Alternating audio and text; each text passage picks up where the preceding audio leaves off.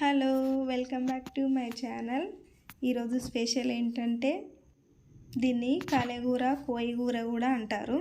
ఇప్పుడు మనం ఈ కలగూర ఎలా చేయాలో చూద్దాం. ఎప్పుడు చికెన్, మటన్ కాకుండా అప్పుడప్పుడు ఆకుకూరలు, కూరగాయలు కూడా తినాలి. ఎక్కువగా చికెన్, మటన్ తింటే మన బ్లడ్ కూడా నీసు వాసన వచ్చేస్తుంది అన్నమాట. అందుకే అప్పుడప్పుడు ఈ ఆకుకూరలు కూడా తినాలి. ఇప్పుడు మనం ప్రాసెస్లోకి వెళ్ళిపోదాం. ఇప్పుడు ఒక గిన్నెలో వాటర్ పోసేసుకొని అందులో ఒక 2-3 స్పూన్ల సాల్ట్ వేసుకొని ఆకుకూరని ఫ్రెష్గా కడుక్కోవాలి. కడిగిన తర్వాత వేరొక గిన్నెలో ఈ ఆకుకూర అంతా వేసేసుకొని అందులో ఇప్పుడు మనం కట్ చేసి పెట్టుకున్న ఉల్లిపాయలు, పచ్చిమిర్చి వేసుకోవాలి. 1 వీక్లో 2 టైమ్స్ అయినా తినాలి ఆకుకూరలు. కంటి చూపుకు ఎంతో మంచిది.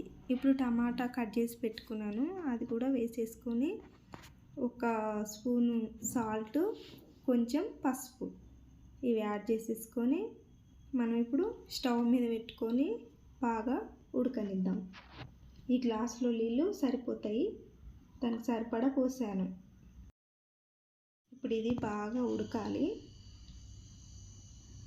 కొంచెం పెద్ద సైజు నిమ్మకాయ అంతా నేను చింతపండు పులుసు తీసుకున్నాను.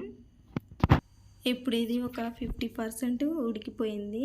కలుపుకొని చూద్దాం. ఆ తర్వాత కొంచెం ఒక 5 మినిట్స్ అలా ఉడికిన తర్వాత అందులో మనం కారం వేసుకుందాం. ఇప్పుడు ఉడికింది. అందులో నేను ఒక 2 స్పూన్ల కారం వేసాను. నాకైతే ఆ కూరకు అంత సరిపోతుంది కాబట్టి 2 స్పూన్లు వేసాను. మీకు ఎంత కావాలంటే అంతే వేసుకోండి.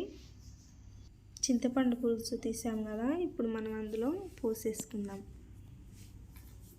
పోసి కలుపుకుందాం.